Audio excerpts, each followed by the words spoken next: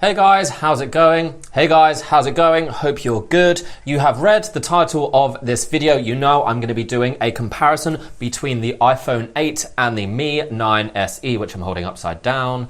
What am I doing? So you may be wondering, Dan, why the hell would you compare these two phones? Obviously, they're not going to be a match. One is a old iPhone. One is a kind of year-old Android mid-range phone. Why would you compare these two? Well, the reason I'm doing it mostly is because I recently had to buy an iPhone because I needed to use an app that only worked with iOS at the start. So yeah, for another channel that I run about cameras, the app only worked for iOS. So I had to buy one. So let's see how they stack up. The iPhone 8 features a 4.7-inch Retina IPS LCD display with a resolution of 750 by 1334 pixels and a pixel density of 326. Powering the phone is an Apple A11 Bionic chipset and 2 GB of RAM. Hold on a minute, just 2 GB of RAM?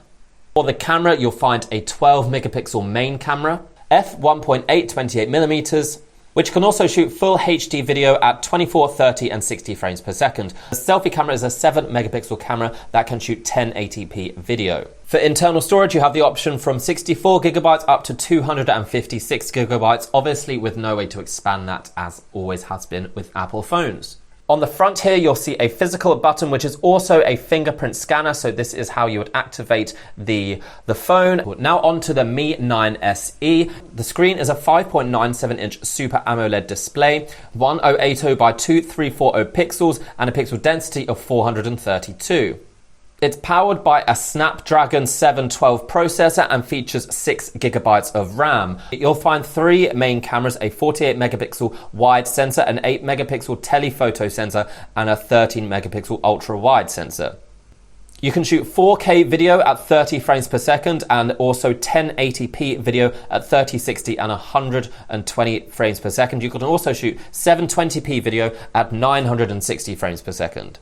The front-facing camera is a 20 megapixel sensor and can also shoot 1080p video at 30 frames per second. Now, the Mi9's SE fingerprint scanner can be found inside the screen itself. So you literally just hold your thumb down here, if I can show you, and it activates. So there is no physical fingerprint scanner. It's inside the screen, which I think is actually quite an advanced feature for such a cheap phone. I should mention that both feature NFC and both feature GPS and all the other kind of standard sensors you would expect from a phone these days. Now, according to the specs, the Mi9 SE has a much sharper and higher resolution screen than the iPhone 8. It has a much lower PPI than the Mi9 SE. However, upon closer inspection, there isn't a huge difference. The size of the iPhone is much smaller than the Mi9 SE, so those pixels are condensed down a little bit. Apple have always been good with their screen technology, so I will give it to them here that the screen is very vibrant, very bright, very colorful. If you put them both up to the highest brightness settings, there is very little between them. When you look at the very small text, I think you can see slightly more sharpness with the Mi9 SE, thanks to that higher resolution and more pixels available. But apart from that, you are not going to notice much of a difference unless the screens are very close to your face. When it comes to performance, when it comes to responsiveness, when it comes to just day-to-day use, I found them both to be adequate. I will say that the Mi9 SE is better at multitasking, probably because it has that 6 GB of RAM. I can run, 5, 6, 7 applications at once, and it doesn't really lag much. I think after that, it would start to lag. But with just 2 GB of RAM, the iPhone 8 is showing its age. I mean, they do manage to get a lot out of this phone for such a little RAM. I think the A11 processor is a pretty good one, even though it is a little bit old now. Does seem to run everything very smoothly, but if you do run 4 or 5 apps, especially demanding ones, you are going to notice some lag when you switch between them, and they may even restart. You're pretty much going to be able to play 90% of the games and run 90% of the apps in either app store. I tested them both, playing PUBG, some other 3D games. They both ran really smoothly, really well. Games look good, games look sharp, they both run the highest quality settings in PUBG.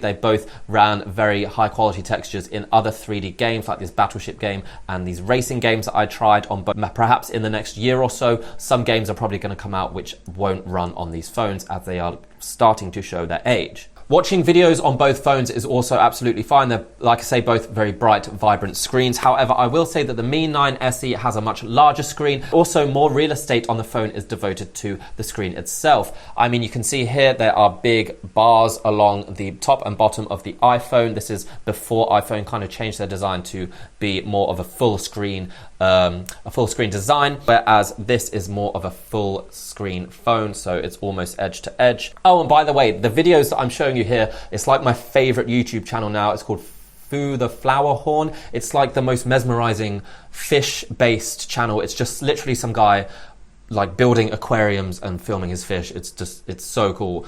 It relaxes me so much. Fully recommend it. Go check it out. Now, you may be thinking that I'm a bit biased because I'm just saying that the Mi9 SE is better than the iPhone at everything, and so far it is really. It's better at gaming, better at watching movies. The screen is sharper. Where the iPhone does claw something back is the operating system. The iOS operating system is, I do think, the best around. It's still much better than Android.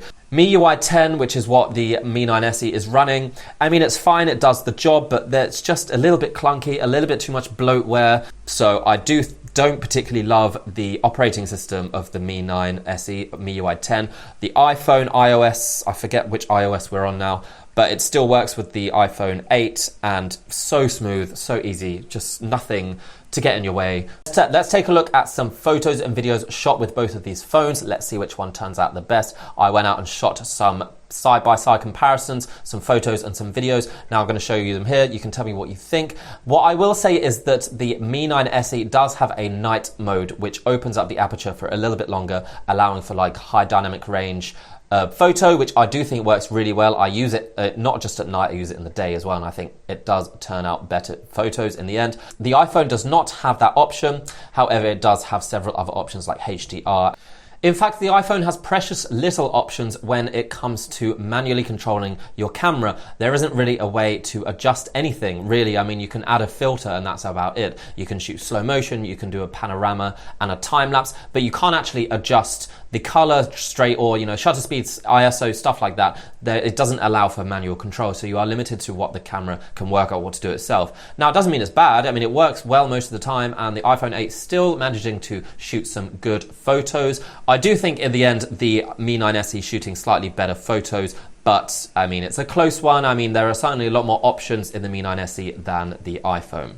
When it comes to video, I think the Mi9 SE shooting sharper video, higher resolution, maybe slightly more colorful. However, the autofocus on the Mi9 SE is really bad, or at least I found it to be pretty bad. I found it really hard to focus on subjects that are right in front of it. Whereas the iPhone does that flawlessly. It is really good autofocus, but the resolution is slightly lower, and I think slightly less colorful, slightly less vibrant. So guys, I guess that's it. That's my comparison of the Mi9 SE and iPhone 8. I'm not sure what you think, guys. I know it may seem that I'm being a little bit biased here. I am just being as honest as I can. I do think there are pros and cons for both. When it comes to battery life, they are both relatively even. They'll both last around about a day and a half with medium usage. And I do think that the Mi9 SE is so much better value for money because you get basically every feature that the iPhone has for under half the price, or around about half the price. I will say that the iPhone does work really well. It's a very user-friendly experience, and I do understand why a lot of people buy them. I'll have some more videos coming up soon. I just bought this, the Redmi 8 Pro. What is it? Basically, it was $130, and it is pretty amazing for the money you get. So I'm going to be doing a review on that soon. But I've been finding it to be pretty much almost as good as these two, and it's literally like $150. Let me know what you think of this video. Subscribe if you're into gadgets and you want to see more. I've got plenty more coming up this year and this month and this week even. So yeah, guys, that's it. I'll see you around. Bye.